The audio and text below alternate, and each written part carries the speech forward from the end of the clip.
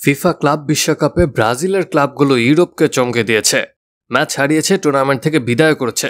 সেমিফাইনালে যাওয়ার লড়াইয়ে চেলসির বিপক্ষে চমকের সুযোগ ছিল পালমেইরাসের, কিন্তু গোলরক্ষক ওয়েভারটনের ভুলে 2-1 গোলে হেরেছে তারা। সেমিফাইনালে চলে গেছে প্রিমিয়ার লিগের ক্লাব চেলসি। ম্যাচের 16তম মিনিটে লিড নেয় চেলসি। গোল করেন তরুণ ইংলিশ মিডফিল্ডার কোলে পালমার। প্রথমার্ধে শুধু ওই গোলে নয়, সুযোগ তৈরি ও ম্যাচ নিয়ন্ত্রণ বিবেচনায় পুরোটা ম্যাচে এগিয়েছিল ব্লুজরা। তবে দ্বিতীয়ার্ধে 18 বছর বয়সী তরুণ এস্তেভা উইলিয়ামসের দারুণ এক গোলে সমতায় ফেরে পালমেইরাস।